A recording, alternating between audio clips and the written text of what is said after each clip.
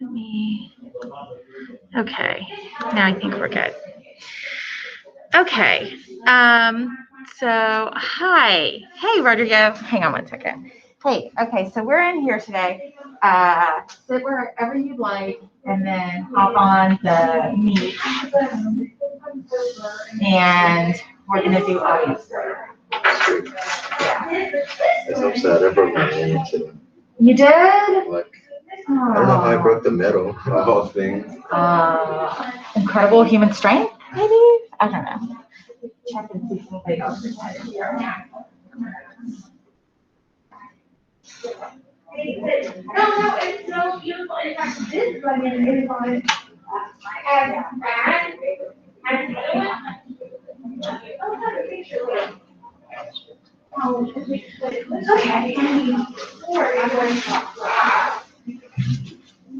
Oh yeah.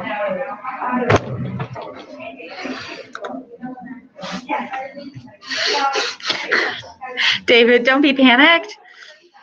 Okay, we're going to go ahead and get started. Here is what we are doing today. Here's our schedule. So we're going to register for the spring semester course. That is Rhetoric 309K. We're also going to write the audience blurb for our essay, and then we're going to start formatting the paper. And then I've got updated hours for the Writing Center if you need them. Okay? So that's our plan for today. Hope everybody is good. Okay, so to register for 309K, what you're going to do is you're going to go to the registration information in Google Classroom. You're going to log into the registration portal, and you're going to select register for a course, just like we did in the fall, if you remember. The information you're going to need is on the slide. Our district is Fort Worth ISD. The school is Southwest. The course is 309K. It's called Rhetoric and History. And then I'm your teacher, Miss Ritchie. If you are in period 2, which you are, you'll be section 1. Section 2 will be period 3, and section 3 will be period 7. So this is all the information you need, and then how you do that is in Google Classroom. So let's go to classwork, and at the very top you see this. It looks like a book with a bookmark, and it's called registration. And there is a PDF file on here. So you're going to pull open that PDF file, and you're going to go to this registration portal that pulls up. Okay, and here is the link for it if you cannot get that to pull up. My poor little computer. Okay, so Crystal, if you want to wait until you talk to the counselor, that is fine. That's fine with me. Okay, registration is actually going to be open for a little bit. But for those of you who know you're continuing with me, and I really hope that all of you will really consider this, I would like you to go to onramps.utexas.edu/portal. Here it is. It is.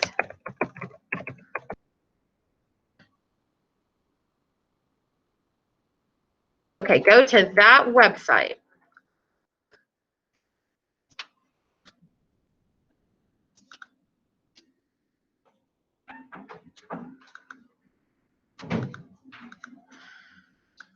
And that should take you to the sign in with your UTEID, which you guys will need to do. Once you are on that website, you're going to use the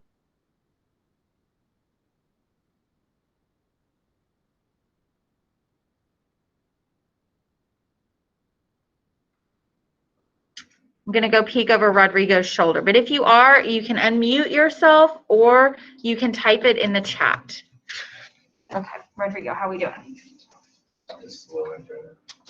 Super slow, right? Hey, Rodrigo, I didn't realize that was you. Can't tell right here. How are you doing? I'm doing good. How are you? Hey, good, thanks. It's so funny to see people just, it's so hard. And then so I see them without their masks in class, and then at school they have their masks on. They're like, don't you recognize me? And I'm like, I don't, I'm so sorry. Okay, so it'll be above argumentation, and it's called registration. So if you click that, there's a PDF at the bottom. Yeah, so go to that PDF, and then that PDF is actually interactive. So you can click on the HTTPS OnRamps.utexas, and it's going to take you right there. And then you'll sign in.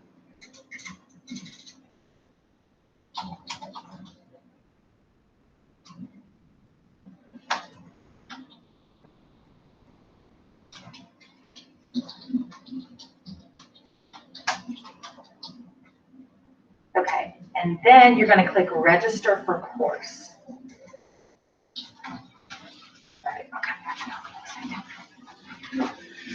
Okay, so you should select register for course. And again, we're registering for 309K easy daily grade. Sign up, register for your class, okay? And if you're not registering because you are attempting to remove yourself, that is fine, I understand. Okay. Yep.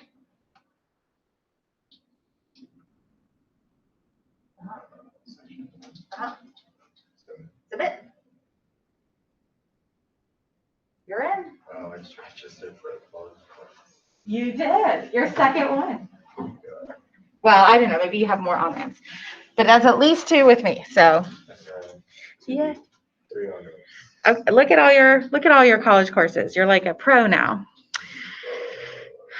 Okay. All right, so I'll give you guys another minute on that, and then we're going to move on to the next thing, which is that audience blurb we need to have at the beginning of our paper. What's on? I don't know. What does it say? Hang on, let me come see. Yes? I don't know. So it says registration process. Yep. Do you have 504 accommodations? No, you do not. Submit.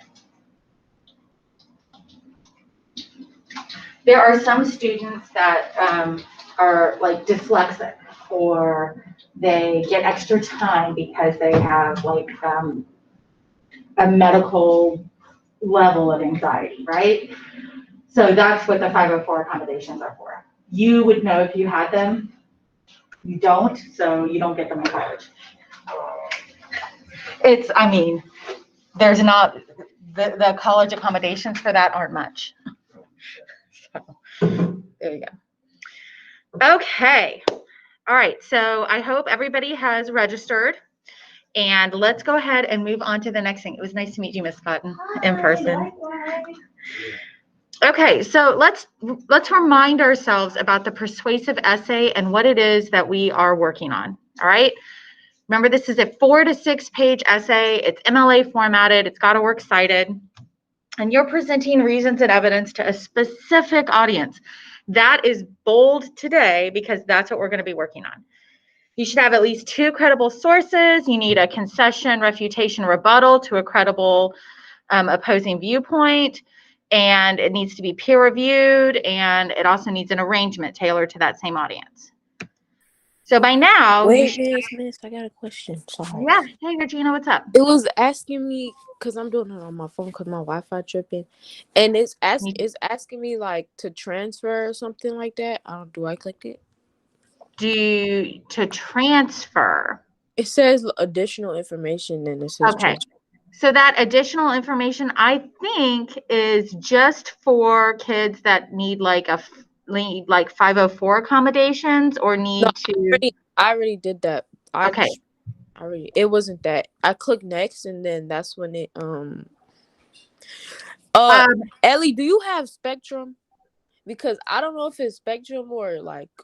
I think it might be everybody. My internet is wonky today too, and I'm at school, so I don't know. So you're not transferring. So if there's a way to say no, because that would be transferring from another teacher to me, another school to me, or another section. Okay. So you're a no. You should be fine on that. All right. Thank you. Sorry. Yeah. No, it's okay. Am I going too fast? Are you guys still on registration and I need to slow down?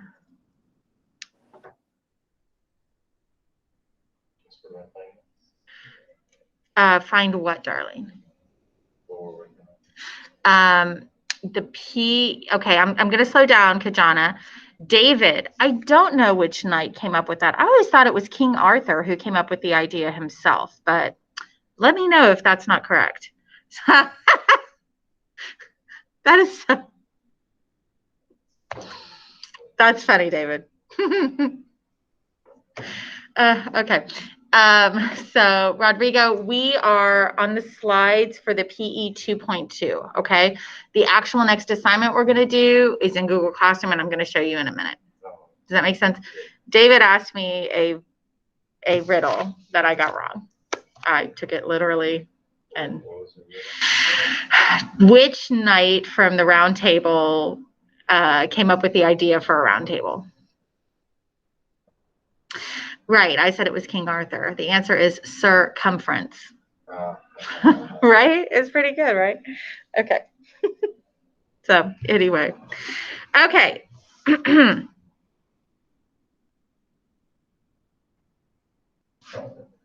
Kajana, how you doing?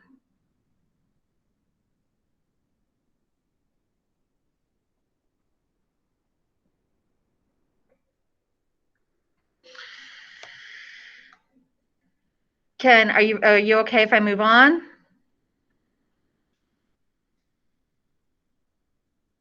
Yes, ma'am. Here we go. Okay, so now you should have completed the pacing guide. You should be writing through the persuasive essay. You should have the counter argument done. That's what we did last class, okay? That's the concession, refutation, rebuttal. And if you missed that or want more information about that, you can look at the video from the last class. That might help, or you can read anything in Module 5. That's where we got all of that information from. And yeah, okay, so here's what we're going to do today. We are going to write our audience blurb. So what is a blurb? A blurb is a short description. The audience is who we are speaking to, who we are addressing that argument to. And the venue is where the argument is going to be published. So keep those three ideas in mind, okay? Because we're going to write that short audience blurb that appears at the top of the paper that tells us who we're writing to, okay? So let's look for a second at some of the blurbs we've seen. Okay, so in Google Classroom, when we had the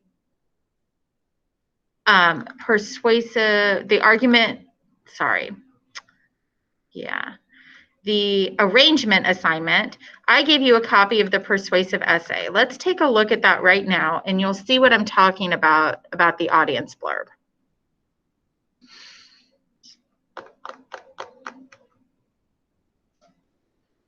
My poor little computer.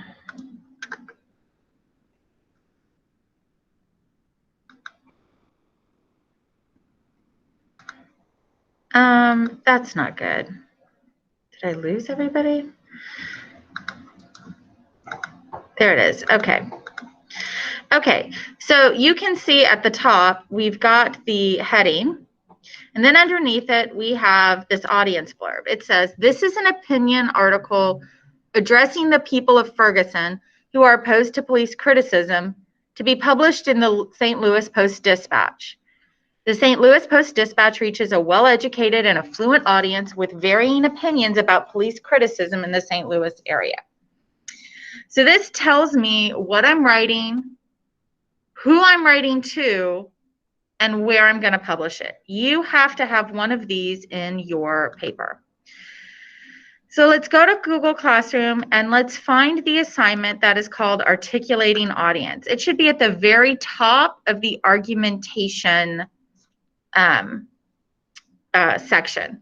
Okay, so click Articulating Audience. It's at the top of the argumentation section.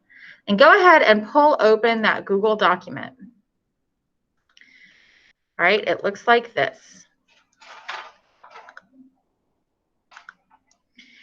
Okay, what we're going to do is we're going to read the following descriptions and think about them from the point of view of a college faculty member. How well do each of these descriptions demonstrate the knowledge of the audience, who the student is arguing to, and the venue, where the student is going to publish? Okay, then you can read the discussion questions to kind of deepen your thinking about this and what you want to write.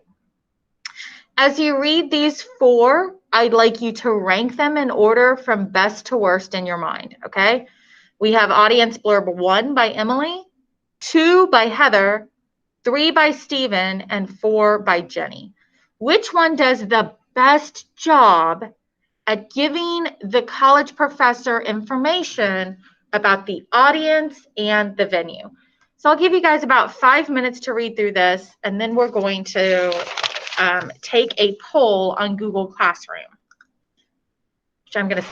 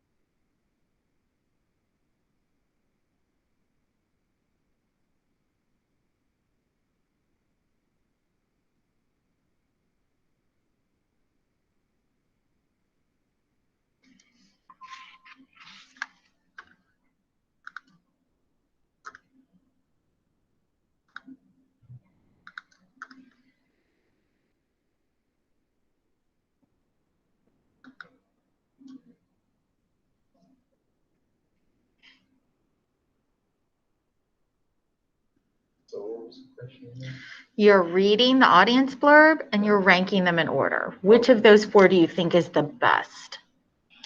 The best in what regard? They're all sort of different and they're all trying to do the same thing. Give information.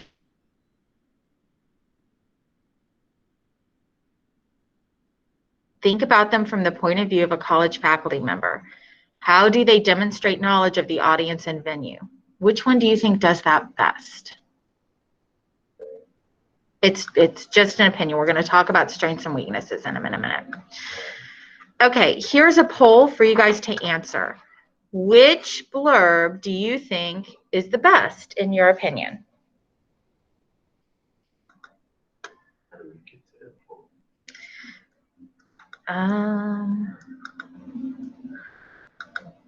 I don't know. Is it not showing up on your screen?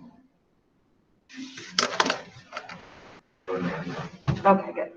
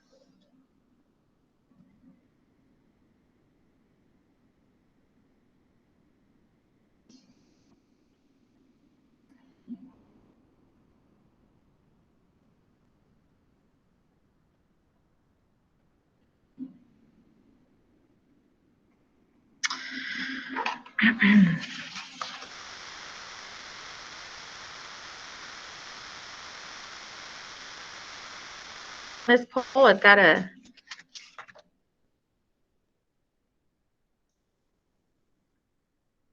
All right, well, let's talk about the blurbs. A lot of you guys really liked Emily.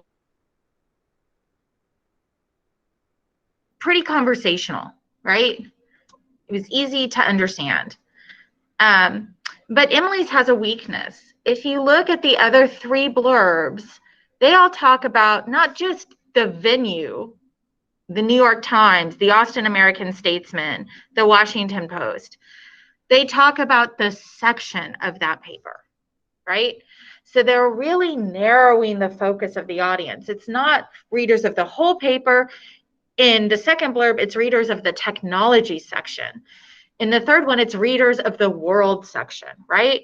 Emily's doesn't do that. It leaves it open to all citizens of Austin, Texas, right? In this newspaper. That's a little broad. Emily talks about who reads the paper. These are liberal adults, and she uses words like uninformed and uninterested. That's really good what Emily does there, because now I understand in her paper, she's going to be trying to educate and get people in.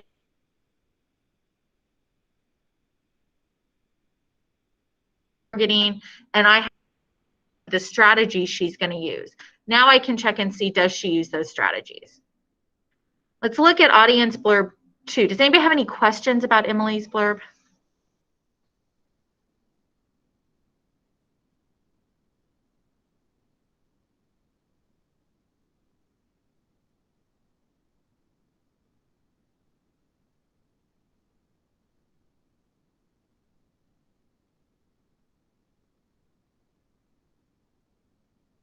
Who are educated about technology. They've got former knowledge about the topic, and this is what they value. So she's writing to an audience she thinks will be sympathetic. She doesn't use the words uninformed or uninterested, but we do have a sense of the fact that these people are going to be informed and probably interested about the topic. Stephen's blurb says he's writing for that world section, really narrowing it down. Then he talks a lot about the voter or the readers of the Washington Post, what they're like, and what they believe already about climate change. And he lays out a difficulty for him. They believe in falsehoods and aren't well educated in the details of confused audience, right? So I know that he's going to try and use some really clarifying techniques to explain nuclear power. And then we have the last one by Jenny. She talks about where she's going to publish this, and it's going to be on a website, all right, on the publications page of the venue. And she's talking about the audience that would read that, and it's pretty good because she talks about what this audience values. They value safety, affordability, efficiency, and yeah, okay. So here are some discussion questions for you to think about. Why did you think it was best? What qualities do you think are the most useful to the reader? How do these descriptions reflect the search by the student author? And how do these descriptions accurately portray the venue? Are the beliefs of the audience reflected accurately?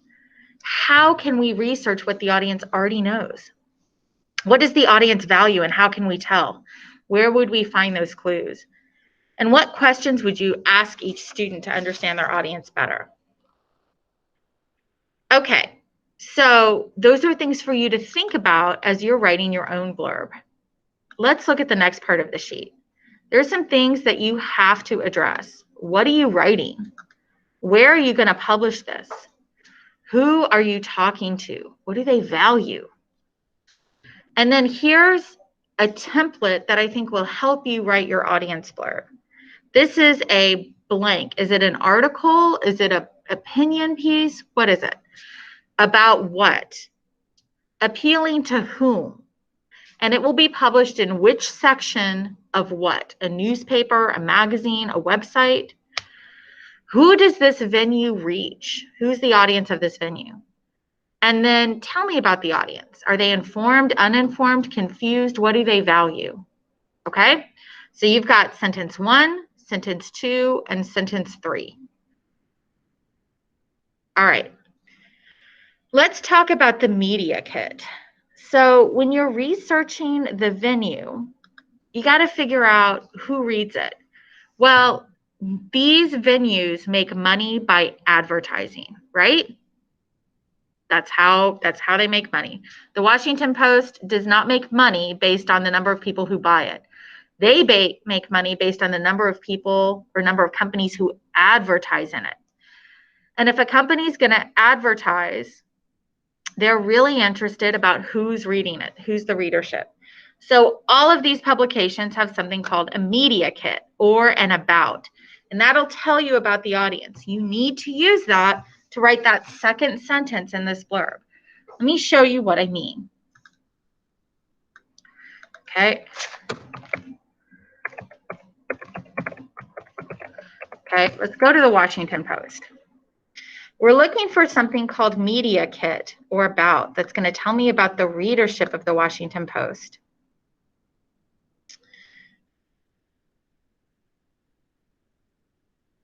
So I'm going to go to About Us, and I'm going to go to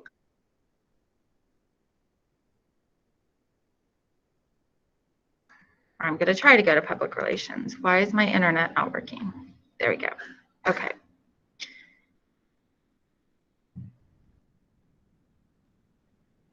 Wait, why are we in here today? Because they're testing in my room.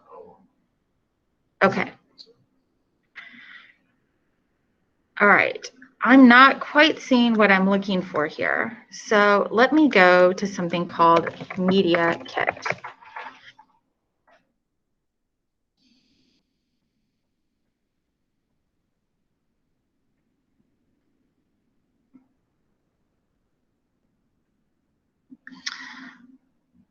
Okay, of course I can't find it. All right.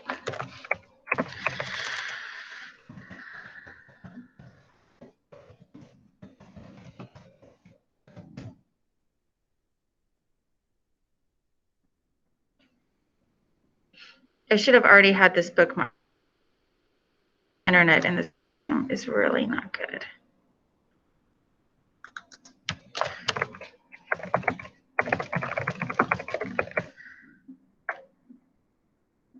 Okay, we'll do the New York Times Media Kit because that's easier to find. Okay, so if we do the New York Times Media Kit and we pull it up, it's going to tell us about the New York Times. Here's what it says. The New York Times reaches 151 million online users globally. Over half the New York Times audience is made up of Gen Z and millennial readers. Well, who are Gen Z and millennial readers? How old are they? What do they do? What do they read? What would these people value, right? Each newspaper, each magazine is going to have information about that. You can also find out information about these by going to the audience and outline assignment, where it's got media bias fact checked and all sides. These websites also give you information about the audience where you're publishing. I'm telling you this because you must give me information about the audience. You can't just say the New York Times publishes to people who live in America. I need more information about who these people are and what they value. So you have to do some research on that. Okay, so that's what you guys are going to work on today. You're going to work on that audience blurb, okay? Who these people are, what they value. All of that is going to go into your paper, okay? Here's some more information for you guys if you need help writing the paper. here's the Writing Center sessions for the rest of the paper, okay? Today, they're open from 9 to 1. They are open right now if you want to go to the Writing Center and get help with your paper. They are open Monday from 9:30 to 2. Same on Tuesday. On Wednesday, they're open from 2 to 6. On Thursday, they're open from 10 to 6. And on Friday, they're open from 9 to 6. Our paper is due Friday, okay, to UT by 9 p.m. You want to have your essay ready to go Monday before you go to bed, because on Tuesday, we are peer reviewing.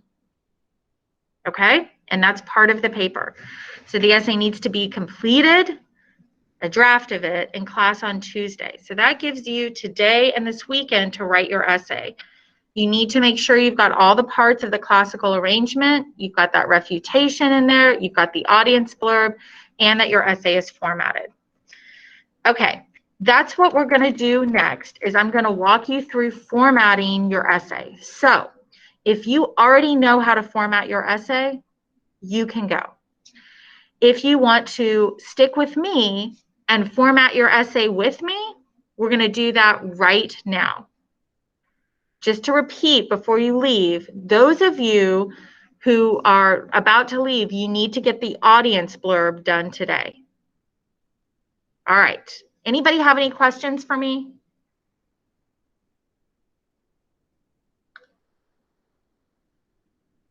Okay. When does the paper have to be due for peer reviewing? You should have it done before you go to bed on Monday. Tuesday morning during class, we are going to peer review. Okay. Does that make sense? Yeah. Okay. Now remember, the paper does not need to be perfect for peer review. It just needs to be done so your peer has something to give you feedback on. Okay? Sure, David, you sure can. Okay, for those of you who are about to leave, have a great weekend. I'm around on Remind if you need me. You can also go to the Writing Center. I'm so proud of you all. I know that this is hard, and I'm just so proud of you guys. You're doing college work. That's amazing. Okay, for those of you who are sticking with me, I want you to go to Google Classroom. And in Google Classroom, I want you to pull up the Persuasive Essay. All right, you should already have this document, and it should already have your paper going on it, okay? Rodrigo, are you sticking with me on this? Well, I mean, you can work on your own. You can definitely tune me out. But if you want to format it with me, pull up your Persuasive Essay. You'll find it in Google Classroom. There's an assignment called Persuasive Essay. You should already be writing on this, okay? You should have cut and pasted your opposition paper into here. This is where you're going to write your audience blurb, all that stuff. Okay. So the first thing we're going to do is we're going to do page numbers, right? So let's go to File or Insert Page Numbers, okay? So we're in a Google Doc. You're going to go to Insert Page Numbers. You want to pick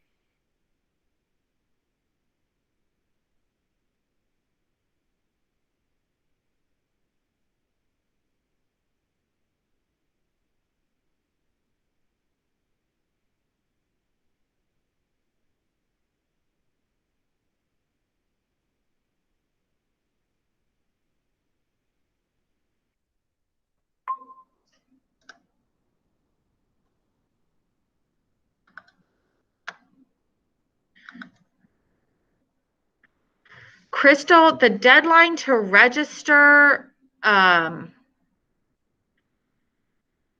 we've got a while, okay? So you still have time. Lanaya, as long as it looks like this, that's fine. That's another way to do it, okay?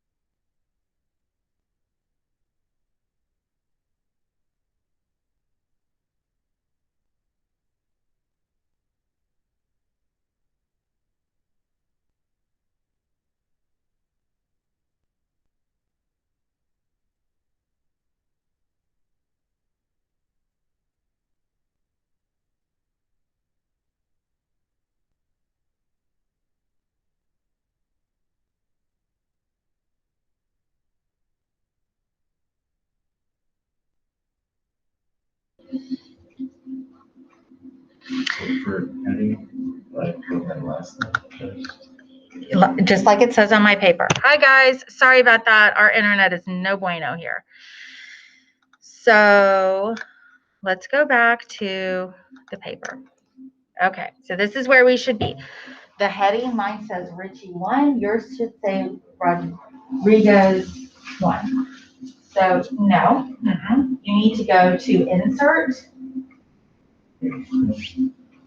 Insert. You need to go to scroll to where it says page numbers. You need to click that first box. And right in front of the number 1, you need to put your last name. Okay. So everybody should have the page number. Is that correct? Or does anybody need to go over this with me again?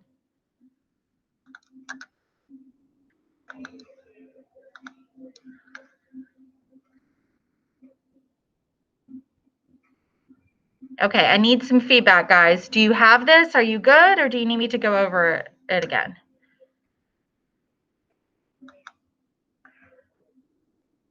Okay, we are RHE 306. Very good. Yes, Lanaya. Okay, so then under the heading, you need to do your name. You need to do the instructor's name.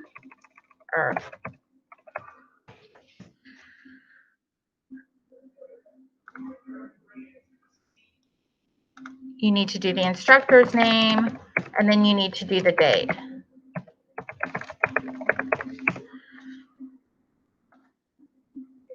And it actually does it 11. It does the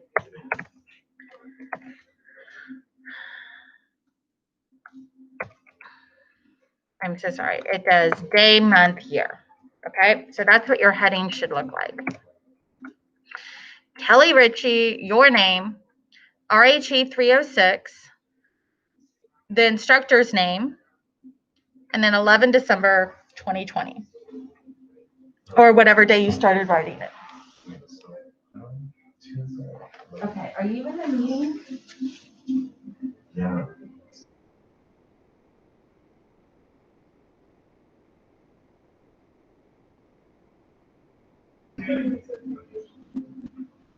Okay, so now we're down here. We're out of, and it's your last name and then the page number.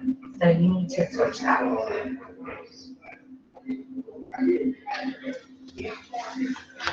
Okay, give me a second, guys. I'll be right back. Okay, but it's not, since you deleted it, that's not going to put the page on every paper, okay? So you have to make sure that it's highlighted in that gray.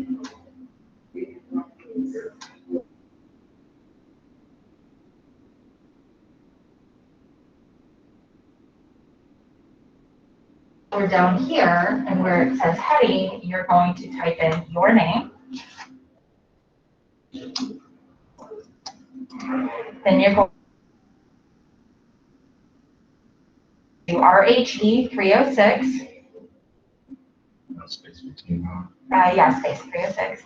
Then you're going to type my name, Miss Ritchie. MS period Ritchie. RICHEY. Then you're going to do the date. It's 11 December, spell out December, and then 2020. Okay. All right, are we good?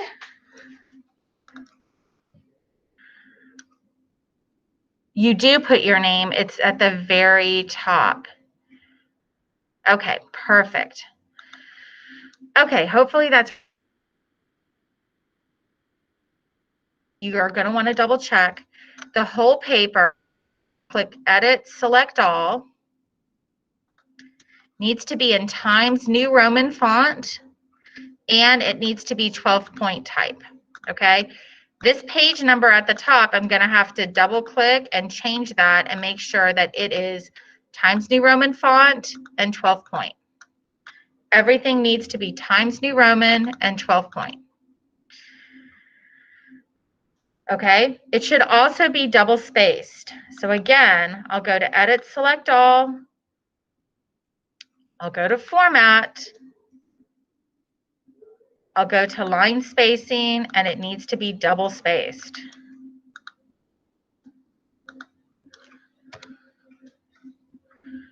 I should have already set this up for you guys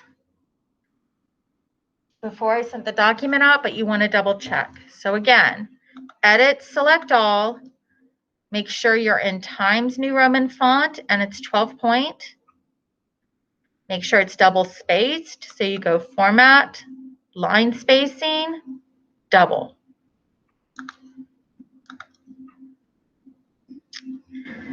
Okay, we good with that? I forget how you do it.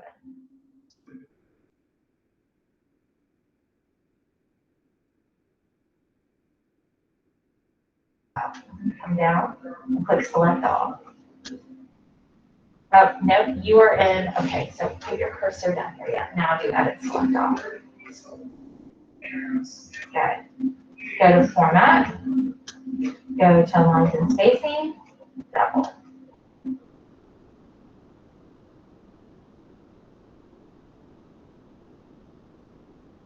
So now your whole paper is double spaced. Yeah, okay. Okay, then the next thing you guys are gonna do in your paper is before your title, you're gonna have your audience explanation, and I have that here already for you. That's where you're gonna put your audience blurb, just like we've studied, okay? And then you're gonna do your title. Your title will be centered. So I'm gonna highlight just the word title. I'm gonna come over here to where it says align, and I'm gonna click center. I can also get there by format, align and indent, and I can click center, okay? But my title will be centered. My audience explanation will not be centered. My essay will not be centered. But my title will be centered. Okay. So make sure you've got that. We're centering the title. The audience explanation is above the title. It is not centered. The title itself is centered. Okay. So you got the audience blurb. Okay, and just write title, T-I-T-L-E. Perfect. Okay. Last thing. At the very bottom, or the very last thing I have written on the paper is called Works Cited. I'm going to put my cursor right above Works Cited. So you guys do that with me. Put your cursor above Works Cited, or right in front of it. Then click Insert, Break, Page Break. Okay? Again, you'll put your cursor in front of Works Cited, and you will click Insert, Break, Page Break.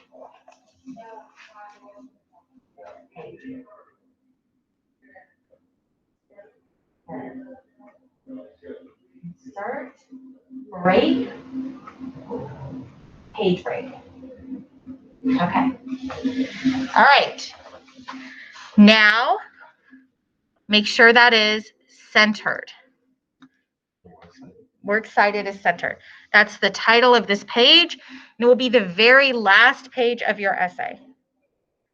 So as you write your essay, it doesn't matter. It will continue to keep Works Cited on a separate page at the very end of your essay. Okay?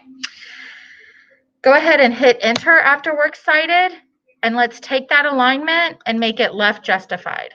Only Works Cited should be centered. So go to your Works Cited page. Your cursor should be at the end of Works Cited. It's in the center, right? So you're going to hit enter. You don't want your stuff to be centered. So you're going to go to align, and you're going to click left align. Or you can go to format, align and indent, and click left align. When you do that, now you're ready to complete your Works Cited with the. All that's left is for you to go ahead and write that essay. Does anybody have any questions for me?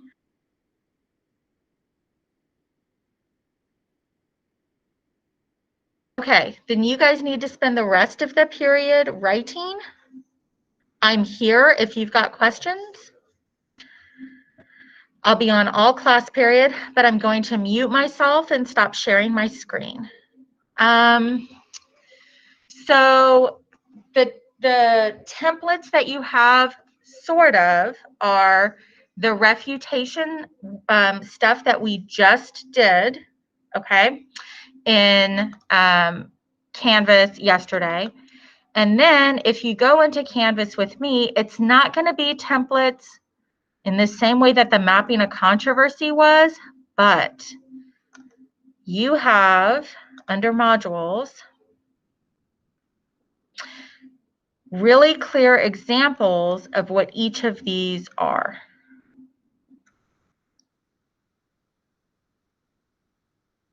You go into module 6, you'll see something that's called the classical template, and then you'll see all 6 parts. The exordium, the narration. And if you go into each of those, it'll explain what it is. It'll give you examples for what it looks like. I'm so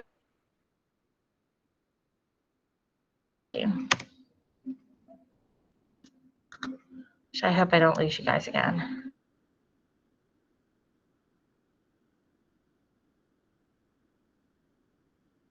You will see the exordium, all the elements of the classical template. And if you click that,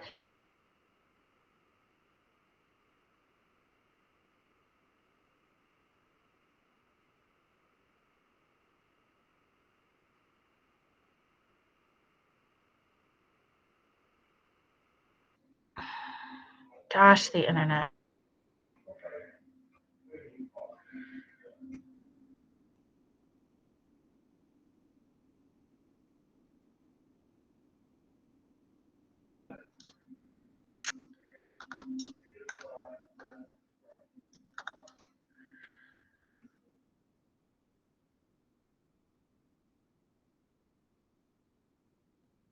Okay. I don't know if that's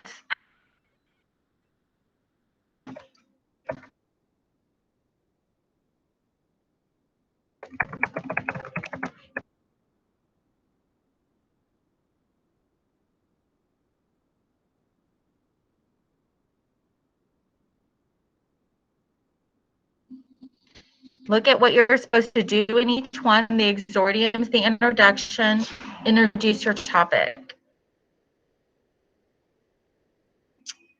I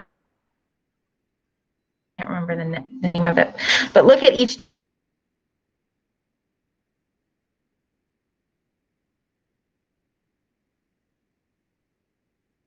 Okay, how's everybody else doing? So when we're citing like MLA, I'm using a lot of. I'm sorry, you're lagging. You're using one. That's okay. You're using the one what?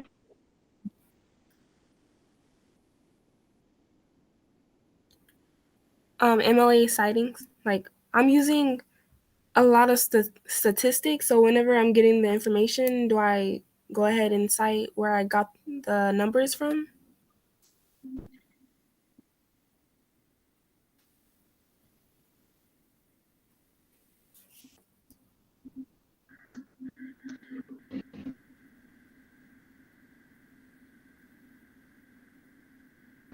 You still need to. Okay. What? I'm so sorry.